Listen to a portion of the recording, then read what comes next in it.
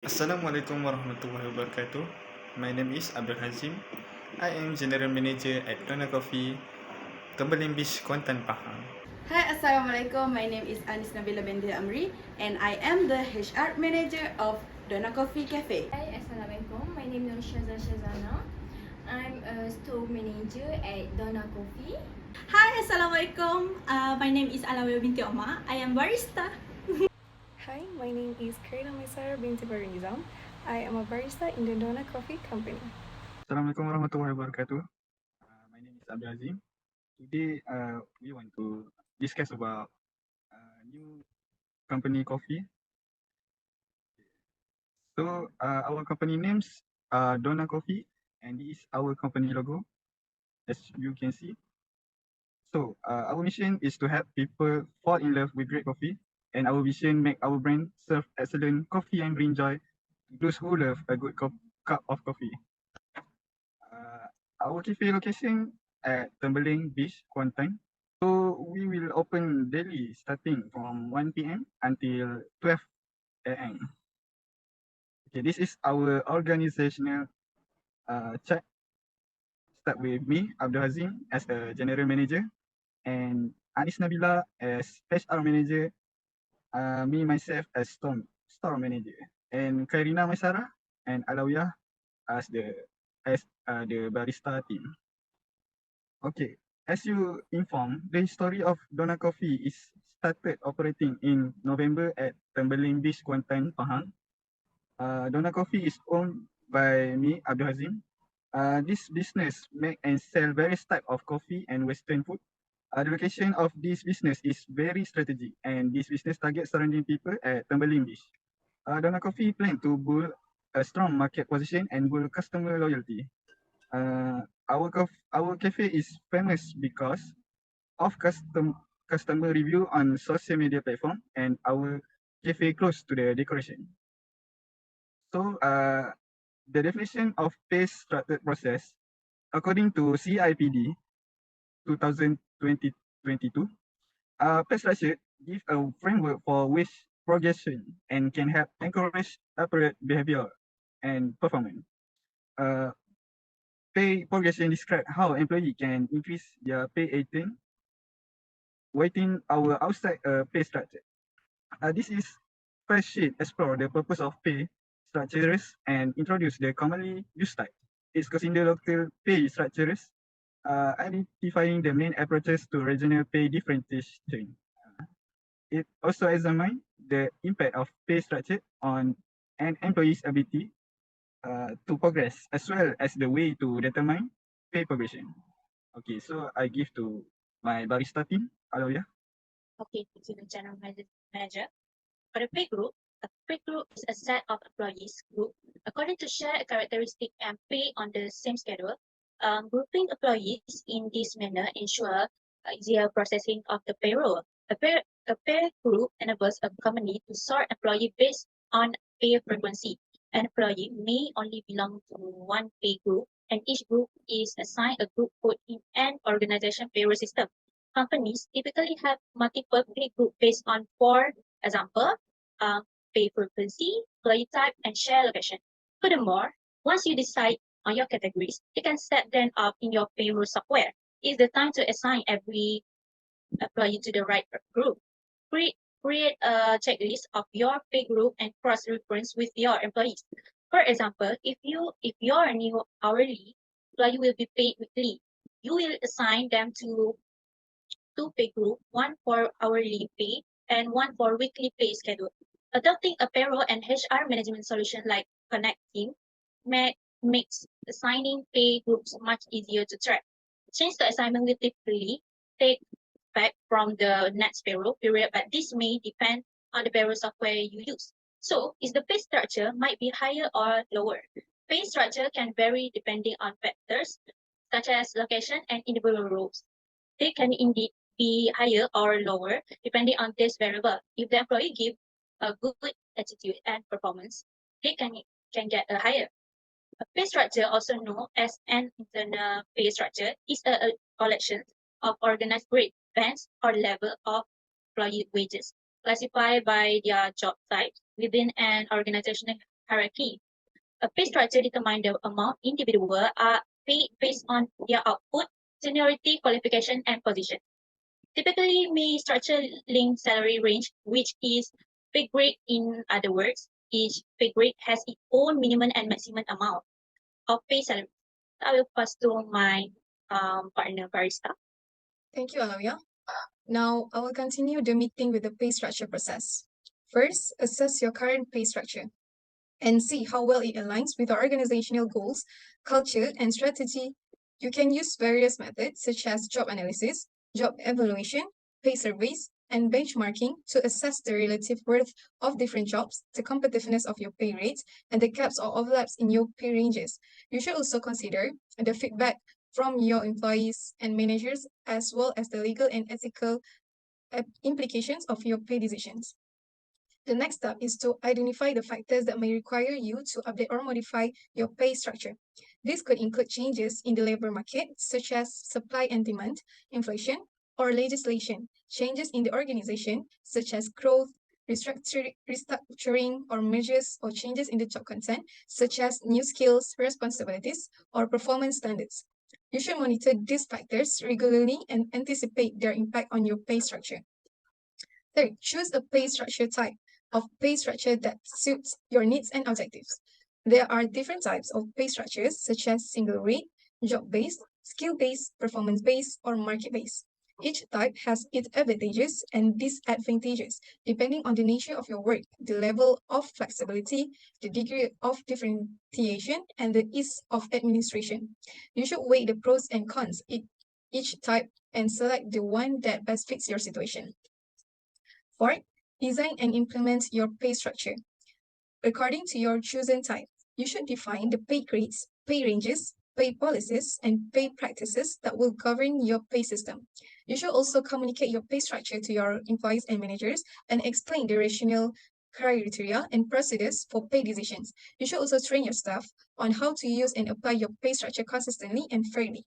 For the last one is to evaluate and review your pay structure critically and make adjustments as needed. You should measure the effectiveness of your pay structure in terms of its alignment with your goals, its competitiveness in the market, its impact on employee satisfaction, retention, and performance, and its compliance with the law and ethics. You should also solicit feedback from your stakeholders and identify areas for improvement or change. Next, I will pass to our HR manager to continue this presentation. Thank you, Karina. So I will be presenting about two consideration designing a merit pay system. So according to AIHR 2023, merit pay is a compensation approach that gives employees an increase in their base salary or provides bonuses based on their performance. Employees use it to ensure they are rewarding their best performance employees. Merit pay can take the form of a merit increase in salary, commission, or bonuses. First, merit increase amount. Merit pay increase should reflect prior job performance level or motivation employees to perform their best. As managers, establish merits increase amount.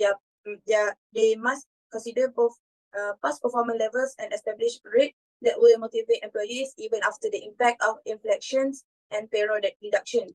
Second is present level of base pay. Pay structure specifies acceptable pay range of job for job within each pay grade.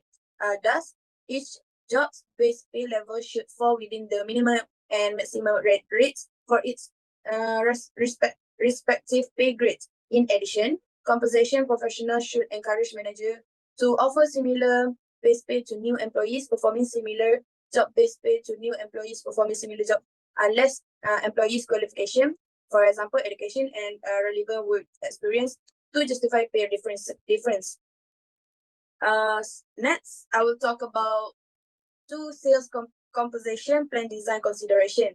According to Indeed, a sales compensation plan is a payment strategy that determines how much sales representative earns. The compensation plan is typically a combination of base salary, commissions, and incentive, although it can have different structure to suit various organizations and employee needs.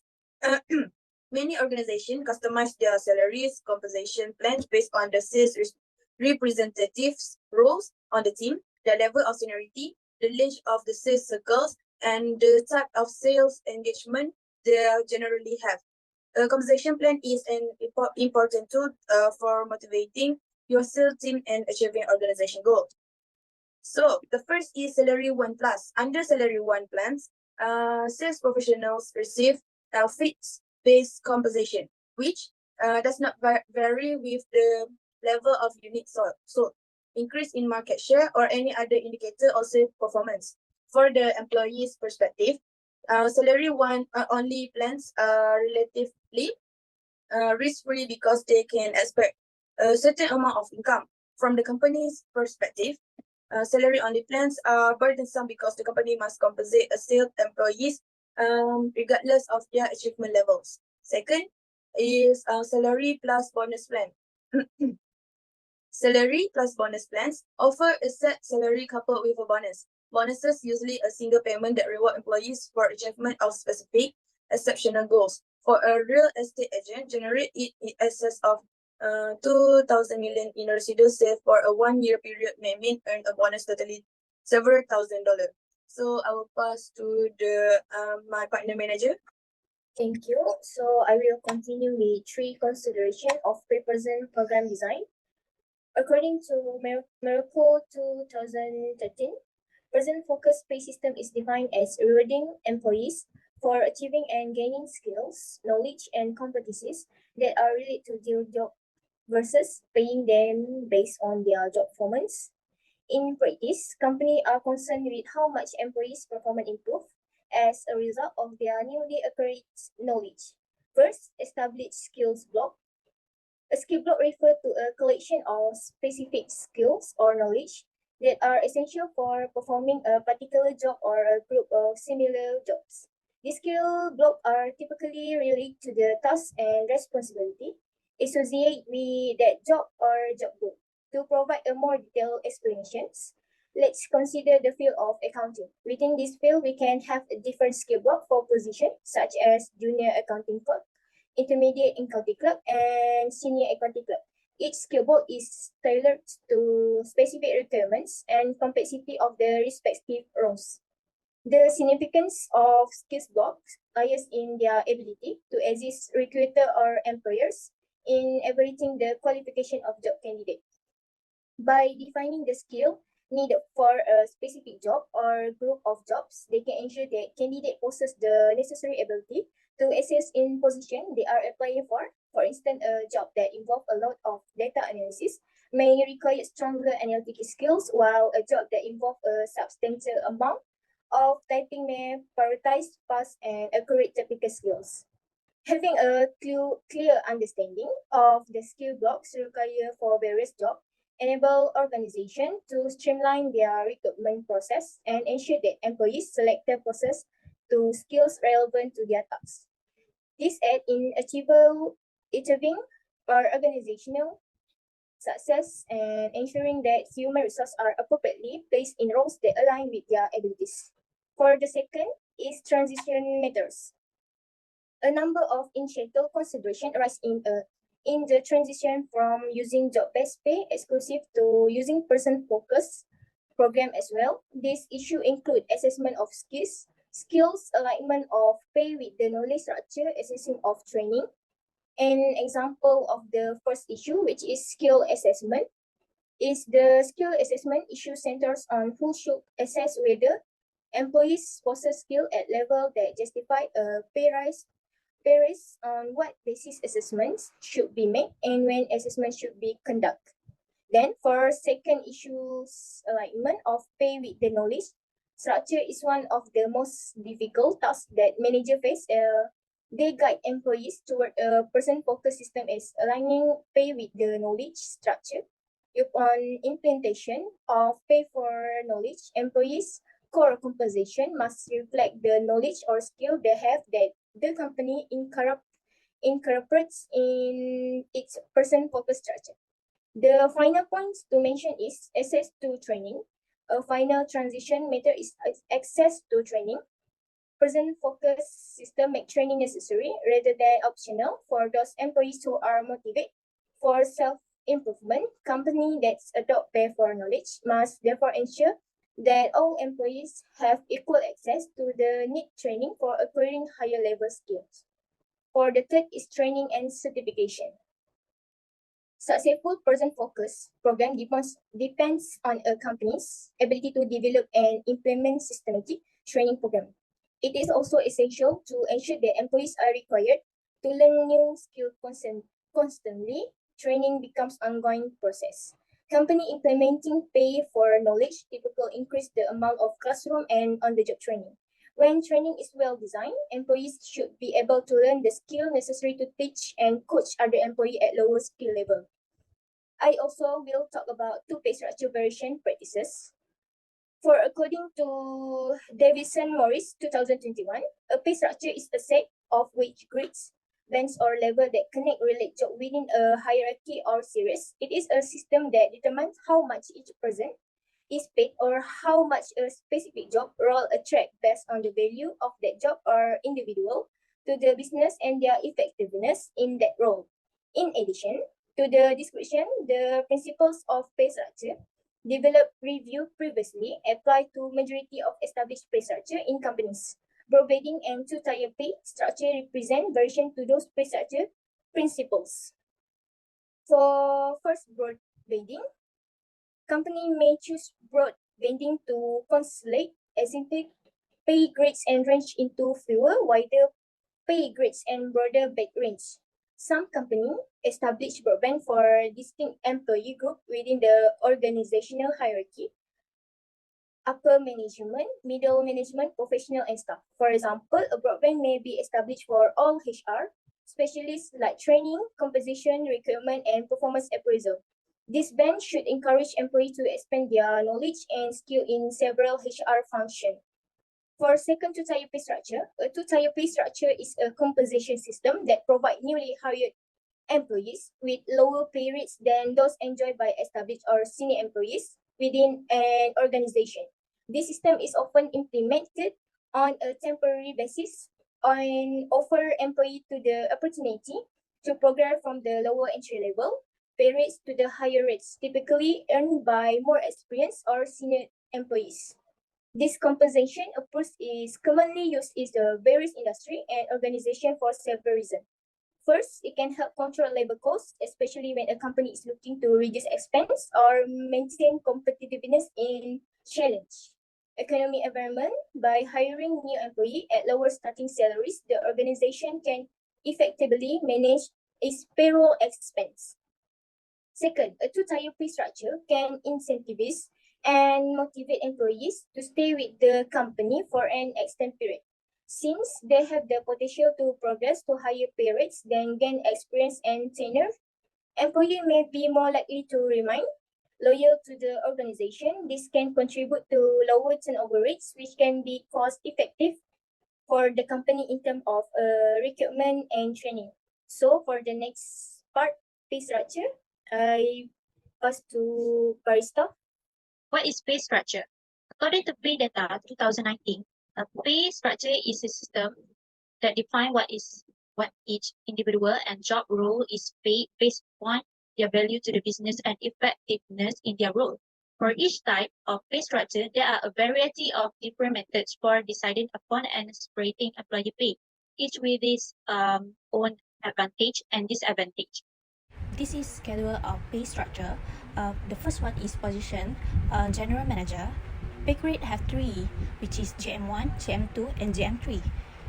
For the first one, minimum pay for JM1 2,800 ringgit. The maximum pay is 3,100 ringgit. The pay range is 150 ringgit. For JM2, minimum pay is 3,200 ringgit. Maximum pay is 3,800 ringgit. Pay range is 180 ringgit. For JM3, minimum pay 3,900 ringgit, maximum pay 4,500 ringgit, and pay range is 200 ringgit. For the second position is human resource manager. Pay grade have 3, which is HRM1, HRM2, and HRM3. For HRM1, minimum pay is 2,700 ringgit, maximum pay is 3,000 ringgit. Pay range is 140 ringgit. For HRM2, minimum pay 3,100 ringgit, maximum pay 3,700 ringgit. Pay range is 170 ringgit. For HRM3, 3,800 ringgit, and maximum pay 4,300 ringgit, and pay range 190 ringgit. For the third position is store manager. Pay grade have 3, which is SM1, SM2, and SM3. Minimum pay for SM1 is 2,500 ringgit and minimum pay 2,900 ringgit. Pay range 120. SM2 is 3,000 ringgit. Maximum pay is 3,600 ringgit and pay range 150 ringgit. For SM3, minimum pay is 3,700 ringgit. Maximum pay 4,200 ringgit and pay range 180 ringgit. For the last position is barista. For the pay grade have 3, which is BA1, BA2, and BA3. For BA1 is minimum pay 1,500 ringgit, maximum pay 1,800 ringgit, and pay range is 80. For BA2, minimum pay is 1,900 ringgit, maximum pay 2,000 ringgit. For the pay range is 100 ringgit. BA3 minimum pay is 2,100 ringgit, maximum pay 2,500 ringgit, and pay range 150 ringgit. And this is medical pay, which is have 4 level. For the first one is general manager. Rate monthly is 200 ringgit, rate annually 2,400 ringgit. Second, human resource manager. Rate monthly is 150 ringgit, rate annually 1,800 ringgit. For the third is store manager. Rate monthly is 120, rate annually 1,440 ringgit. For the last level is barista. Rate monthly is 50 ringgit, rate annually 60 ringgit. This is a fixed allowance for our employee. For the first general manager, type of allowance, staff meal and beverage 300, for medical 200, for car parking 100. For human resource manager, staff meal and beverage 200, for medical 150, and car parking 100. For store manager, for their types of allowance, staff meal and beverage 200, for medical 150, and car parking 100. For barista, staff meal and beverage 180, for medical 100, car parking also 100, and for overtime allowance, BB Plus start from 1.5 hours to 2 hours. This is APF that company provide to employee. So this is the SOXO table for our company. So this one is EIS table for our company, which is Donna Coffe. In conclusion, compensation management is an essential part of human resource management that involves designing and implementing a compensation system for employees. It plays a critical role in attracting and retaining top talent, motivating employees, and achieving business objectives. Effective management involves job analysis, job evaluation, salary survey, salary structure, performance management, and legal compliance. By implementing a comprehensive system that aligns with the organization's value and goals, organization can ensure that their employees are fairly compensated, motivated, and engaged, leading to increased productivity and success. Also, pay for performance strategies are commonly used in the many workplaces with the main aim of motivating, developing, and improving the performance of employees to increase productivity at work. The employees need to be involved in the planning process to ensure that they are also satisfied with the impact of incentive pay have on them. Failure to involve them is a major contributor to the failure of the incentive payment plan. The shortcoming that arises during the implementation of pay for performance plans should be effectively addressed to ensure they are successful. So that's all for our new opening cafe, which is Donna Coffe. So thank you for your participations. Have a good day and Assalamualaikum.